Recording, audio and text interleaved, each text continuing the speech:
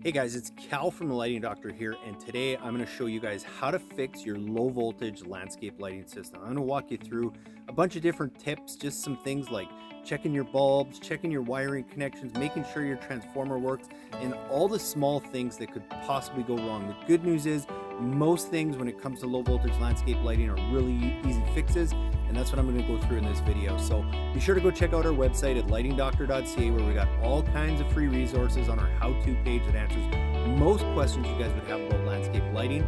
But in the meantime, enjoy this video. We're going to walk you through a whole bunch of different tips on how to fix your landscape lighting system. Hey guys, so the very first thing I am going to talk about today is, if you have a bad bulb, it's the easiest thing to check, but it's not something that most people do first. So what you want to do is, if you have any lights in your yard, I don't care if it's an uplight, I don't care if it's a path and garden light or anything like that, especially if it's just like one or two random lights, the first thing is just check the bulb. You're really going to find two kinds of lights. One of the reasons we always try and use what they call a lamp ready fixture is something that you can actually just go and you can pull out the bulb and replace it. Now, you don't need a bunch of fancy voltmeters and stuff like that to go and test this. A lot of times I'll forget this, or I left it on another site and I got to go check and see if it's just a bad bulb, because that's the easiest fix. If I have another light that works and I can just go yank the bulb from that and go and test it in whatever fixture is broken, that's going to tell you real quick whether it's just a bulb issue. If that lamp that was working in the last fixture, it works in the one that doesn't, then you know it's just a simple bulb. You can easily replace that. It's usually going to be like an MR16 bulb in an uplight, or like a T3 lamp and a path light or something like that. So that is always the first thing you want to check, even if you have a series of lights that are out, because a lot of times, especially if you have an older halogen system, you'll find that you're only going to get a little bit out of those bulbs. So you might have 3, 4, 5, 6 lights in a row that aren't working, but check that bulb first.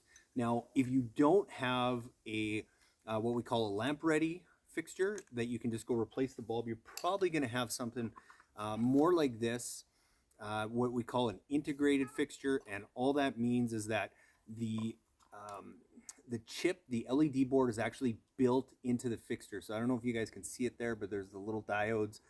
Chances are, if you have something like that, the good brands, you can replace those chips or the boards, but good luck finding them. Otherwise, you're probably going to have to replace the whole fixture. So if that's the case and you have one of those that's out, first thing I would do is check the wiring. That'll be the next step, because you can't really test the bulbs on that one. That's why, if you are upgrading, retrofitting, putting in a new system, for the majority of people, I'm going to recommend a lamp ready fixture, something like this, that you can just go and replace those bulbs. But that is the first thing you should always check. Go and pop that light open, see what's inside. If you have a fixture that works, take the bulb out of it and go and test it out. For those of you, maybe you're engineers or you want to get more complicated, you can always go get a voltmeter. It doesn't have to be anything fancy. You can get them on Amazon for 10 bucks. You don't need anything special. And you can just go and test the sockets inside. So once you pull that lamp out, you can just go stick your two prongs inside the two sockets, turn the system on, and see what kind of reading you get. It should be anywhere between 10 to 15 volts. It all depends on your transformer and stuff like that. But most LED lamps out there are gonna run they're going to run efficiently somewhere between 10 and 15 volts. Some of the cheaper ones might not run lower than 12 volts, but the majority of them are going to run between 10 and 15 volts. So you can always test that, but if you don't need to get that fancy, like I said, just find a lamp that you know works, go test it out, and that's going to be your first step. All right, guys, so the second most common fix or thing that you should test, if you've gone and you've checked and made sure that the lamp actually works and you know that that's not the case, you've tried a lamp, it still doesn't work, then more than likely, especially if it's just one light, your issue is probably going to be your wiring connections in the ground. Now, for the sake of this video, I'm not going to show you how to go and wire the light. Just go search YouTube, Lighting Doctor, how to wire landscape lighting.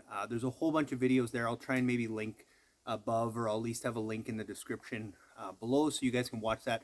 How to properly and wire it. The biggest thing, especially if it's a light somewhere in line, you've got your main line is probably going to be coming in somewhere. It's got to go out somewhere, and then you have to have that fixture wire in there. A quick test, a quick thing you can check is if you dig up the wiring connections, which a good point is if you're putting in a system, you always want to try and bury those connections right at the light, because then that way you know where those connections are if you ever have an issue. But as you're pulling those out, you know, and you have your lighting system on, if you kind of shake them up a little bit and you start noticing that light flicker right away, well, then you know that it's just a loose wiring connection in there. I would recommend just redoing it, starting over. Make sure you have a good waterproof connection too. If you have an older system or a Home Depot special, we'll call it, and they're using connectors that kind of pierce the wire and there's no room or no play or anything, there's a good chance that those might have corroded. So that could very well be your issue. More times than not, that's what we find. So if it's not the bulb, and you, especially if you have those piercing, those little puck piercing connections, there's a good chance it's corroded, and you're gonna have to make a new wiring connection. Again, if you go watch that how to wire video, or wire connectors, Lighting Doctor wire connectors, again, there's all kinds of different waterproof connectors and stuff you can use. For the sake of keeping this video short, I won't get into them, but that's what you want to go check. Just check the wiring at the actual fixture, because a lot of times they can just come loose, and depending what it is, that might be the issue. So if it's just one light, bulb works, but it's still not going, then check that wiring connection. All right, so we just went through the scenario if you just have one light that's not working, but sometimes that's not always the case. You might have a series of lights that hasn't worked, or all your lights aren't working, and I'll get to that in a second. But you know, over here I've got my transformer by the house, and then I've got my lights run. I've got a couple lights here, and let's say that, you know, the first two lights work, but then everything after that is not working anymore. Now, it helps if you put in the system and you know where the wire runs, but in a lot of cases you don't even need to know that. I mean, you can just kind of tell in a lot of cases where that wire is going to be running based on which lights are working and which aren't. If you have a series of lights in a row, 3, 4, 5 lights in a row that have stopped working, always go to the last light that worked, and again, check those wiring connections, because all that has to happen for the rest of those to stop working is that one line that's feeding out that way all of a sudden becomes a little bit loose. So you want to go and again, just check those wiring connections. It's so often that's all it is, and it's easy to tell before you even start digging anything up. Again, if you have that series of lights after one light that's working, and it's just, there's no other reason why those other ones would have stopped, or what are the chances that all 3 of those ones, the bulbs went bad and the rest are good, it's probably not that. Just go and check that wiring at that very last light. If it's not there, then go to the next light that doesn't work and check that wiring connection, because again, this connection might be fine. The wire going to the next one might just be a little loose in there, and then it's causing all the rest of them not to work. So again, that's why you always bury your wire right where you have your lighting fixture, because then you know where those connections are, and if you ever have to go double check them, it's as easy as that. So if you have a series of lights that aren't working, again, just go check those wiring connections. You can always check the bulb first on a couple of the ones that aren't working, just to make sure it's not that. But once you've ruled it out, second most common problem is wiring connections. Okay guys, more along the lines of if you have some of those lights, again, that are downstream that have stopped working, you check the bulb, it's not the bulb. You've checked the wiring connections, it's definitely not the wiring connections. It could potentially be somewhere between the last light that works and the next one that doesn't. That line got severed, and you'd be surprised how many times we'll go out, we'll check, it's not the lamps, we check the wiring connections are fine, and then we always ask, hey, have you done any recent gardening or lawn work or something that could have potentially cut the line? And almost all the time they say, oh yeah, I forgot, we put this flower in right between where those lights are working and not working. You probably severed the line. It's an easy fix. Again, if the lights down the way aren't working, that's all you got to go check. So just start from, again, that last light that worked, and if you have to start pulling up some wire to see where it's severed, well, at least you have a pretty good idea that it's probably going to be somewhere between the light that stopped working and the light that worked. Because a lot of times people will come and say, oh man, all my lights stopped working, I got to dig up all my wire. I'm like, no, if they all stopped working, I'll get to that in a second, but chances are that's not the case. But sometimes what does happen is when you are planting, you'll sever that line. And what happens when you cut that line, say with a metal shovel or something, it causes the whole system to trip, and it'll trip back at your transformer. Again, easy way to go and figure out if that's the case. If you have cut the wire somewhere, you haven't done anything else to the system, but you've done some gardening recently, and all of a sudden you turn on your transformer, and within a couple seconds it trips it and all the lights go off. That means somewhere you probably have a wire that's got cut and it's touching, and that's what's causing it to trip. So again, it's usually pretty easy to trace back if you just think about, hey, where have we recently done some work? Where were my lights not working and where are they working? But checking for a severed wire is a really easy solution if you have a row of lights that have stopped working. Along those same lines, guys, that's another thing, is a lot of times people will find they'll have this problem where they turn on their transformer, and within a couple seconds that system, it does get shorted. They can't remember doing any work or anything like that. Maybe an animal actually got into the ground, dug up and found that, or chewed into that wire, and that's what's causing the wire to touch and trip everything back. So that can be a little bit frustrating, because all of a sudden you think, oh man, I got to dig up all the wire in my yard. That's not really the case. Because you're using low voltage landscape lighting, it moves much, much slower than 110, 120 volt would. So a lot of times what you can do, it helps if you have two people, but then you go and you turn that transformer on, and you'll see the lights, it's very quick, but they start turning on kind of slowly in sequence, and then at some point it'll hit that trip and the lights past it won't go on. So if you have somebody else with you that can kind of, you flick the transformer on, you check, okay, these two work, so it's not that, and then it tripped. And then you go to a little further down the line and you go to that point again where you'll turn the transformer on, you'll see all the lights come on to a certain point, and then at some point they don't come on anymore and the whole system gets tripped. Then that's where you know that you probably have a break in that line, somewhere between where you saw that last light turn on and where your friend or somebody else says, no, they didn't turn on there. So that's why it helps to have two people. Or if you have it on a Wi-Fi timer, that's why I like doing that too, because then I can go out to the sixth light down the line, turn it on with my phone, and see, okay, that one works. So I go and I fix the transformer because it tripped. I turn it back on. I walk out to the seventh light now and I turn it on with my phone, but I never see that one come on. Then I know between the sixth and the seventh light, I probably got a break. I probably got an animal that chewed the wire. It got cut, something like that, and it's causing it to happen. Or sometimes it just happens at the fixture. Maybe it was a bad wiring connection or something like that, and it's causing it to trip. But it's a real easy way to find if you have that kind of issue, is that if your transformer trips, they all have a little switch inside of them. I don't care what it is. But if those wires, if it's not wired properly, or it gets cut or something like that, or those wires are touching, it's always going to trip your transformer first. But by doing that little trick where you go and see what's the last light that went on, that's how you can kind of tell somewhere in the vicinity of where that break's going to be. It might still mean you got to dig up a little bit of wire, but it sure as hell beats having to dig up the whole yard to go and figure what that issue is. Hey guys, so I've talked a lot so far about all the different things in the field that could be causing the issues. I will talk a little bit about the transformer. I wanted to say one thing though, is a lot of times it can be frustrating, especially if it's an older system where you don't know where wires and stuff go, and you don't want to spend the whole time digging up all the lines and all that kind of stuff. You can't figure it out with everything that I just kind of explained.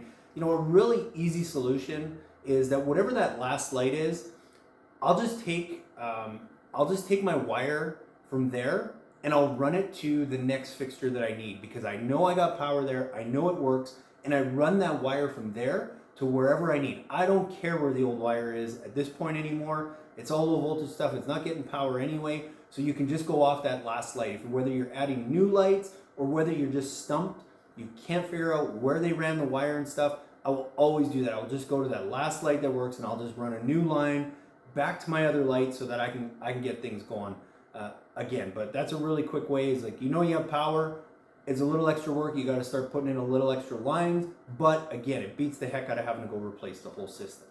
So we've talked about whether the lamp is out. We've talked about wiring connections, potentially having that line cut somewhere. Now another issue, and this is pretty rare that it happens, but it happens more times than you think. So your landscape lighting system, it just won't come on at all. If it comes on and it trips the transformer, you know it's something in the field. So even if it comes on for half a second, turns off, trips the transformer, it's gonna trip a little switch in here like this that you just flick on and off. If that gets tripped, then obviously you know, okay, my issue's in the field. But let's say the lights just don't come on at all. You've turned on the transformer. Maybe you have a Wi-Fi timer, or you have some kind of timer, or you have a photocell or something like that, and it won't come on.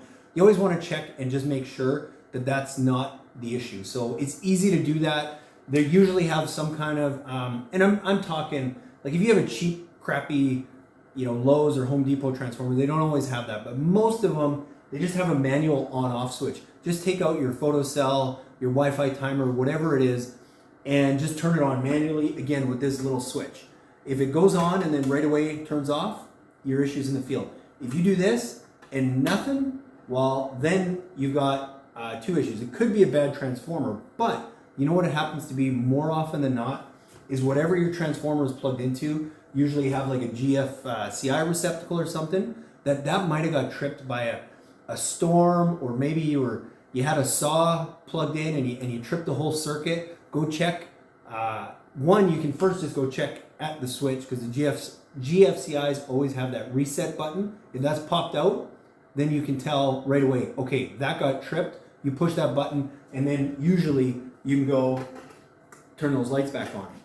If it's not that, just go check back at your breaker box, your panel box. There's a good chance you're going to see those outlets are out. So if you're getting no power to your transformer or anything, there's a good chance that might be what happened. But a lot of times people don't go check that. I have a brother who has a very nice system who calls me every 2-3 months saying, hey, all my lights aren't working. Says, well, have you checked? Is there any power to the plug? He says, well, I didn't even think of that, because he didn't even go out and look. So that's one of the first things that you want to go check. Now, one of the concerns that I get sometimes is that the transformer is blown. This is probably the only time I'll go get a voltmeter. Again, you can get these on Amazon for $10. It doesn't have to be anything fancy. If you don't have a voltmeter, another easy way is if you have a lighting fixture kicking around, you can just take the two wires from the lighting fixture, go hook them up to a couple of the taps, the common and the regular tap, and you can see if that light gets power. That's how you'll know. You'll know right away if your transformer is getting enough power. Now, it might not be putting out enough juice to get all the lights power, but you'll at least know that it's putting out at least 10 volts. Because if it's going to light one light, it's got to be putting out at least 10 to 12 volts. If it's not doing that, then yeah, your transformer might be going. If you have like an old Malibu or one of the black plastic ones or something like that, those tend to go every 3 to 5 years. So that could be the case. The other thing you can do is if you do have a voltmeter, basically you just turn it on, you take your two prongs, you put them in the common, and whether it be the 12 or the 15 volt tap, and you see what you're getting for voltage. And again, it should probably be somewhere between 12 and 15. If it's less than that, that means your transformer is probably on the way out. If you get nothing and you can't even light a single fixture off of it, then yes, for sure, your transformer's blown.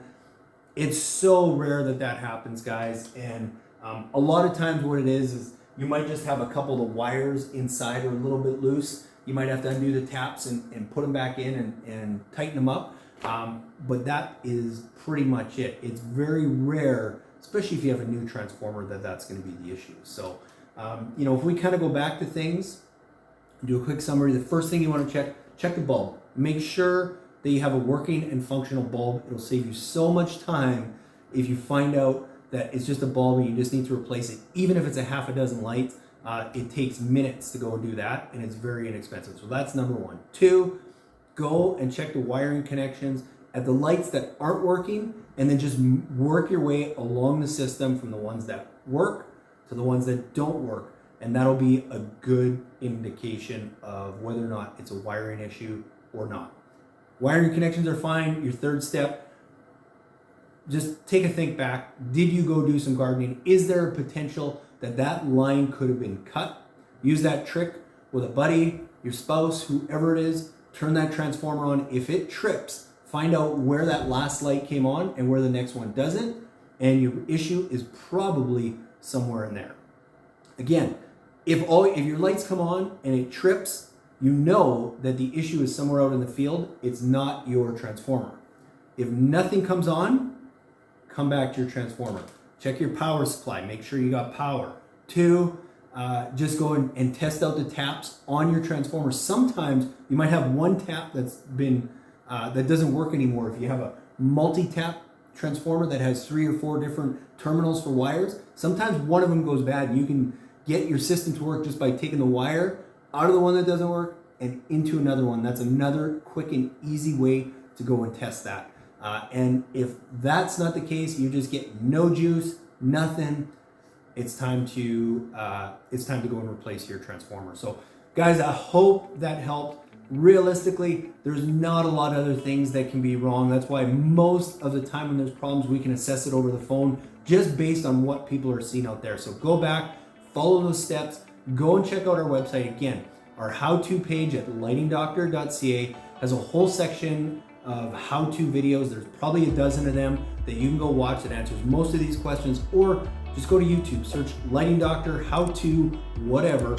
There's over 500 videos on there that I'm sure we can answer your question. And guys, lastly, if you're looking at putting in a new system, looking at upgrading, go and check out our website, lightingdoctor.ca. Go and access our free consultation where we can help you design some things, help you add some different lighting. You can access our try before you buy it lights, where you can actually go test out some lights with some battery packs, see how it's going to look, see how it's going to operate. So again, guys, thanks so much for watching. I hope you guys got something out of this. Please leave me your comments below, subscribe to the channel for more great information, and we'll see you in the next video.